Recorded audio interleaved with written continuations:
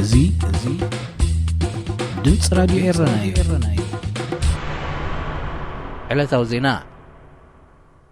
ግብጽ ሃልዋቶም ኤርትራ ቀይዳቶም ዘላገበፍታ ዓሳ ዜጋታታ ከም ዘሻቕላን ብቕጽበት ክፍትሕን ጸዊዓ ሚኒስትር ጉዳያት ወጻኢ ግብጽ ሳምሕ ሽኩሪ ምስ ኤርትራዊ መዘንኡ አቶ ዑስማን ሳልሕ ኣብ ዝገበሮ ናይ ቴሌፎን ዝርርብ እቶም መንግስቲ ኤርትራ ቀይድዎም ዘሎ ገፈፍታ ዓሳ ብዘይ ቅድመ ኩነት ክፍትሑ ጠሊቡ وهاب قال منيستر قدات وصا ግብጽ احمد حفيظ بوغنو بزهابو ጋዜጣዊ መግለጺ ዝምድና ግብጽን ኤርትራን ኣብ ዝሓሸ ደረጃ ዝርከብ እኳ እንተኾነ ኩነታት ጥዕናቶም ኣብ ትሕቲ ቀይዲ ዝርከቡ ግብጻውያን ግና ኣሻቓሊ ኮይኑ ከም ዘሎ ሓቢሩ ሳምሕ ሽኩሪን ኣምባሳደር ግብጽ ብኤርትራ ነቲ ጉዳይ ክከታተልን መፍታሕቶም ገፈፍቲ ዓሳ ብእዋኑ ከም ዝሳለጥ ኣብ ምግባርን ሓላፍነት ክወስድ ኣዚዙሎ ኣብቲ ናይ ቴሌፎን ዝርርብ ኤርትራን ግብጽን ናብ መጻኢ ከምዚ ዓይነት ተርእዮታት ከይድገም ክግበር ብዛዕባ ዝግብኦ ጥንቃቐታት እውን ዘትዮም የመናውያንን ግብጻውያንን ገፈፍቲ ዓሳ ኣብ ትሕቲ ቀይዲ መንግስቲ ኤርትራ ዝጸንሑሉ እዋን ብሕማቕ ከም ዝተሓዙን ንብረቶም ተሃጊሩ ጥራይ ኢዶም ናብ ዓዶም ክምለሱ ከም ዝቕሰቡን ይገልጹ ኢትዮጵያ ኣብ ዲጋ ህዳሴ ማይ ክትዕቁር እንተጀሚራ ሱዳን ከም ቀጥታዊ ምትንኻል ኣብ ሃገራዊ ድሕነት ከም እትሪኦ ገሊጻ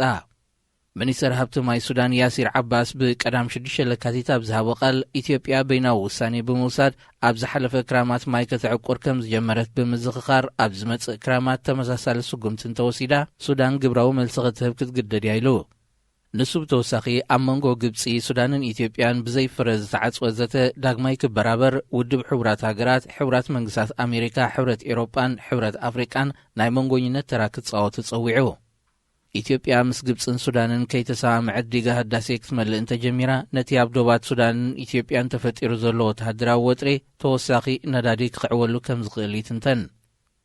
ብመንጎኝነት ኣሜሪካን ባንኪ ዓለምን ዝተኻየደ ዘተ ኣብ መንጎ ዘን ሰለስተ ሃገራት ኣሜሪካ ናይ ግብጽ ጸግዒ ሒዛ ክትብል ኢትዮጵያ ድሕሪ ዘቕረበቶ ክሲ ብዘይፍረ ከም ዝተዛዘመ ይዝካር ኣብ ተመሳሳሊ ዜና መንጎ ሱዳንን ኢትዮጵያን ተፈጢሩ ዘሎ ወጥሪ ንምዝታይ ወኪል ሕብረት ኤውሮጳ ሎሚ ሰንበት 7 ለካቲት ናብ ካርቱም ከኣትዩ እቲ ብሚኒስትር ጉዳያት ወጻኢ ፊንላንድ ፔካ ሃቪስቶ ዝተመርሐ ጉጅለ ልኡኽ ኣብ ካርቱም ኣብ ዝጸንሐሉ ምስ ሓምዶክ ዓብደልፋታሕ አልቡርሃንን ሓምዳን ደጋሎን ዝርከብዎም ላዕለዎት ሰበስልጣን ሱዳን ክዘራረብ ምዃኑ ተሓቢሩ ቀንዲ ዕላማ እዚ ጉጅለ ልኡኽ ነቲ ኣብ መንጎ ሱዳንን ኢትዮጵያን ተፈጢሩ ዘሎ ደባዊ ግጭት ሰላማዊ ፍታሕ ንኽርከበሉ ማሕበረሰብ ዓለም ክጻወቶ ዝግብኦ ተራ ንምዝታይ ከምኡውን ዞባ ቅርኒ ኣፍሪቃ ኣትይዎ ዘሎ ውግእን ኣብ ሰላማዊ ህዝቢ ፈጢርዎ ዘሎ ምምዝባልን ንምዝርራብ ከም ዝኾነ ካብ ሚኒስትሪ ጉዳያት ወጻኢ ሱዳን ዝተረኽበ ሓበሬታ የመልክት እቲ 7 ኪላታት ኣፈታታሕ ቅልውላው ዘጠቓለለ ላዕለዋይ ጉጅለ ልኡኽ ሕብረት ኤውሮጳ ኣብ ሱዳን ናይ 2 መዓልታት ዑደቱ ምዛዘመ ብቐጥታ ናብ ኣዲስ ኣበባ ብምብራሕ ኣብ ተመሳሳሊ ዛዕባ ምስ ሰበስልጣን መንግስቲ ኢትዮጵያ ክዘራረብ ከም ዝኾነ እዩ ዝግለጽ ዜና ኣብዚ ይፍጸም ሬድዮ ኤረና ሬድዮ ኤረና